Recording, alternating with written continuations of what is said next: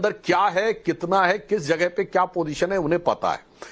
आपके दर्शक भूल गए हो तो मैं याद दिला देना चाहता हूं कि जो अफगानिस्तान में एयर रेड्स होती थी उसके लिए पाकिस्तान के किस एयर बेस से अमेरिकन प्लेन्स टेक ऑफ करते थे? जकोबाबाद। यानी जकोबाबाद सबसे अमेरिका का यह स्टेटमेंट है कि इससे हमें कोई मतलब नहीं और 24 घंटे के अंदर उसे परमाणु युद्ध का खतरा नजर आने लगता है। अब आइए आप तीसरी बात, थोड़ा इस एंगल को उससे कनेक्ट करिए। पाकिस्तान में अमेरिकन फौजें रह चुकी हैं, तो पाकिस्तान के अंदर क्या है, कितना है, किस जगह पे क्या पोजीशन है, उन्हें पता है।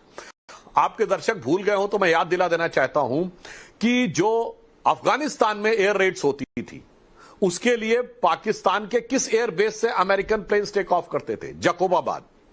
यानी जकोबाबाद सबसे सेफेस्ट में से माना जाता था। और सरगोदा के बारे में तो अभी हमारे दोनों विशेषज्ञों ने बताया ही। और जो नूह में समझिए कि लोडेड राइफल नहीं रखी रहती है, गोली कहीं और रखी रहती है, राइफल कहीं और रखी रहती है। जब जरूरत हो तो राइफल में लोड करते हैं। ये इसलिए नहीं रखा जाता किसी एक व्यक्ति का दिमाग ना खराब हो जाए कि वो बटन दबा दे, जैसे आप कहते हैं ना लोडेड राइफल लेके चलो कोई ट्रिगर दबा दे और वहां पे लड़ाई शुरू हो जाए। तो हो सकता है अमेरिका को यह बात पता हो कि कहां पर फ्यूज है, कहां पर वेपन है, कहां पर डिलीवरी सिस्टम है। और अमेरिकन सैटेलाइट्स, इस मामले में तो मानना पड़ेगा कि सैटेलाइट टेक्नोलॉजी में वो तो चाइना से बहुत आगे। वो ऊपर से स्पेस से आपका चेहरा पहचान सकते हैं, आपकी गाड़ी का नंबर पढ़ सकते हैं। तो हो सकता है उन्होंने उन लोकेशंस पर जो वो पहले से जानते थे वहां पर कोई चीज उनको पता लगी हो और तब पाकिस्तानियों ने गुहार लगाई हो, जो प्रधानमंत्री जी ने कहा, और उसके बाद उसने कहा हो कि तुम बात करो। यानी अगर हम नॉर्मल भाषा में कहें कि पाकिस्तान ने कहा दद्दा बचा लो, तो दद्दा ने कहा बचुआ माफी मांग लो। तब उसने फोन किया और टाइमलाइन आप देखिए, 1 बजे के आसपास उन्होंने डीजीएमओ को कांटेक्ट करने का प्रयास किया। 3:35 पे उनकी बात हुई। भारत सरकार ने 4 बजे अनाउंस कर दिया कि 5 बजे प्रेस कॉन्फ्रेंस होगी। 4:45 पे अमेरिका के राष्ट्रपति का ट्वीट आ गया। अब इस टाइमलाइन को देखें तो समझ में आता है। और मोदी जी ने जो करके दिखाया उसे एक लाइन में कहूंगा, एक तो पाकिस्तान को आईना दिखाया। और नाविका जी, पाकिस्तान को आईना दिखाने की जरूरत नहीं है। ये जो हमारे यहां बैठे हुए अमन की आशा का कबूतर उड़ाने वाले लोग, इनको आईना दिखाने की बड़ी जरूरत थी कि उन्होंने आदमपुर एयरबेस पे जाके जो दिखाया, तो मोदी जी ने दिखा दिया कि उन्होंने खुद ये बता दिया कि मैं वो हूं कि वो पथ क्या पथिक कुशलता क्या, जो पथ में बिखरे शूल न हो, नाविक की धैर्य परीक्षा क्या, जो धाराएं प्रतिकूल न हो। और एक मामले में मैं कहना जरूर चाहूंगा, भारत की सेना बहुत मजबूत है, भारत की सरकार मजबूत है, भारत की जनता का मनोबल बहुत मजबूत है, पर एक मामले में पाकिस्तान हमसे मजबूत है। आप कहेंगे वो क्या? पाकिस्तान में सत्ता पक्ष हो या प्रतिपक्ष, कोई वहां की सरकार और वहां की सेना के खिलाफ नहीं बोल रहा है। भारत में एक नहीं अनेक नेता बोल रहे हैं, अनेक सोशल मीडिया इन्फ्लुएंसर आए बाएं साएं बोल रहे हैं। उनके लिए जिसका कोई प्रूफ नहीं है वो कर रहे हैं, से नो टू वॉर कर रहे हैं और जाने क्या क्या करने का प्रयास कर रहे हैं। तो मैं कह रहा हूं इस मामले में, और यह दुर्भाग्य रहा है देश का कि मतलब मोहम्मद गोरी के जमाने से भी कोई ना कोई जयचंद बैठा रहता था। जब सिकंदर आता था तो कोई अंभी बैठा रहता था, जब अंग्रेज आते थे तो कोई मीर जाफर बैठा रहता था। तो मैं एक पंक्ति में मैं कहूंगा, किसी का नाम लेके नहीं कह रहा हूं, दर्शक आपके समझ जाएंगे कि कहनी है एक बात मुझे इस देश के पहरेदारों से, संभल के रहना अपने घर में छिपे हुए गद्दारों से।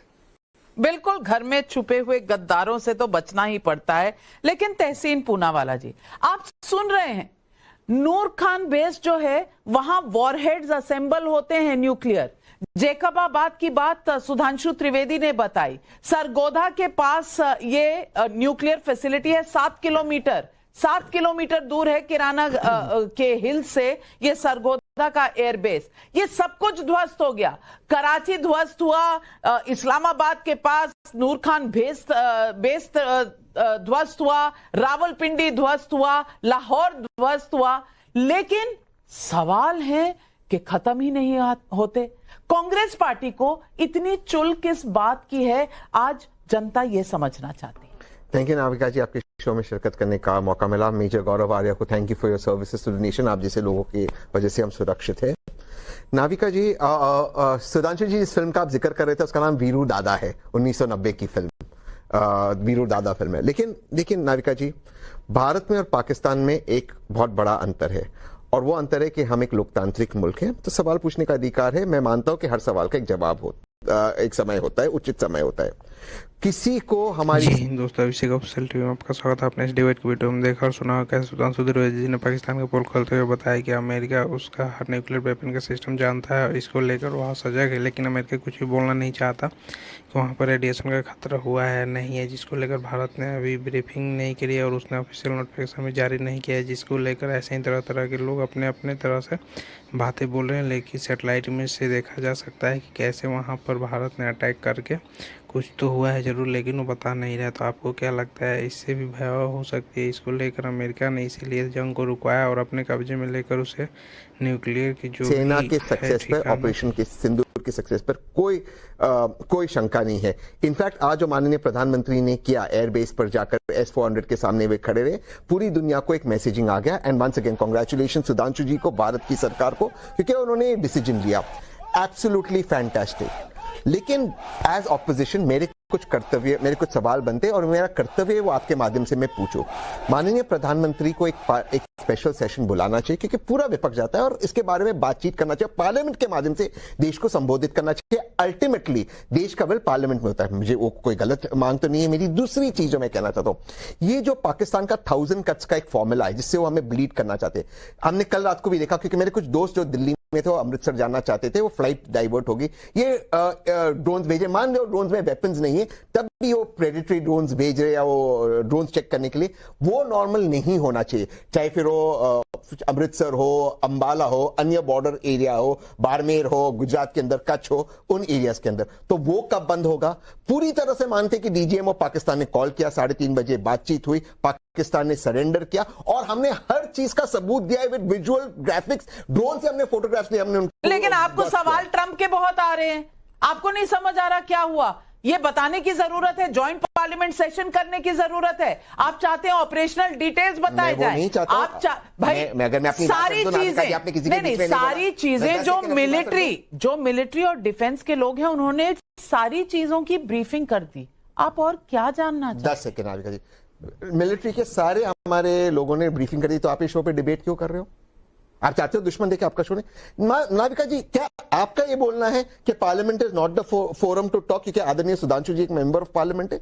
हम चाहते हैं माननीय प्रधानमंत्री को, दोनों ऑल पार्टी मीटिंग में आदरणीय प्रधानमंत्री ने आए। मैं फिर से कह रहा हूं, हम पूरे विपक्ष माननीय प्रधानमंत्री के साथ एक साथ है, लेकिन पार्लियामेंट के अंदर will of the people reside करता है। और पार्लियामेंट के अंदर अगर प्रधानमंत्री जी हमें संबोधित करें, नॉट डिफेंस स्ट्रैटेजी बताए, तो इसमें गलत क्या है? मैं दोबारा से कह रहा हूं, ये जो ड्रोन्स आ रहे हैं हमारी बॉर्डर एरिया पे, ये नॉर्मल है या नहीं है? जब हम बात करें वो पहलगाम में जिन लोगों ने वो घटिया हरकत की, जिसकी वजह से हमारे 26 हिंदू भाइयों को मारा गया, नाम पूछकर, कलमा पूछकर, पैंट देखकर मारा गया, उनको हम कब जस्टिस पे लाएंगे? कम से कम पाकिस्तान के साथ जब आप बात कर रहे, उनको हम हमारे हवाले करें। 10 सेकंड इतने लंबे होते हैं कि शायद 10 दिन तक हम यहां बैठे रहेंगे। लेकिन सुशांत सरीन, कांग्रेस से 4 अलग तरह के सवाल आ रहे हैं।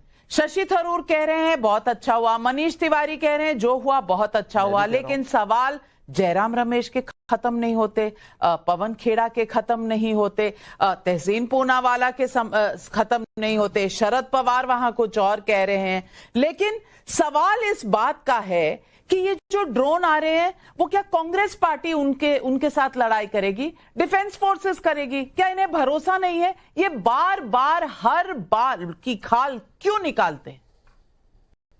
नाविका देखिए, थोड़ी सी तो राजनीति का माहौल होता ही है, तो वो है, बट मेरा मानना ये है कि अभी एक ऑपरेशनल सिचुएशन चल रही है।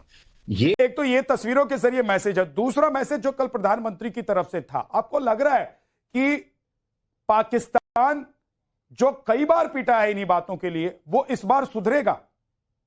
तो देखिए, पाकिस्तान की एक साइकोलॉजी है, वो सुधर ही नहीं सकता। जब हम पाकिस्तान भारत की स्टेडियम रिकॉर्ड किया गया है। नायिका कुमार, चीफ एडिटर, आए हुए लोगों सुधांशु त्रिवेदी, मेजर गौरव आर्या, सुशांत रंगीन, तहसीन पूनावाला, इन सारे लोगों ने अपनी अपनी बातों को रखा और इन्होंने बताया कि जो भी हमारी सेना ने करा बहुत ही अच्छा करा, पाकिस्तान को घुटनों पर ला दिया। लेकिन ये एक पार्लियामेंट सेशन चाहते हैं जिसको लेकर प्रधानमंत्री ब्रीफिंग करेंगे और सारे लोगों को बताएंगे कैसे। लेकिन ये चाहते हैं कि जो भी कॉन्फिडेंशियल जानकारी है उसको ना बताया जाए, लेकिन इस पर बातें हो तो आप कैसे कमेंट कीजिएगा और जिस तरह से कट करने दिया भारतीय सेना आप क्या करना चाहेंगे कमेंट करके बताइएगा। मिलते हैं अगली वीडियो में। आप सभी को वीडियो देखने के लिए बहुत बहुत धन्यवाद। जय हिंद, जय भारत।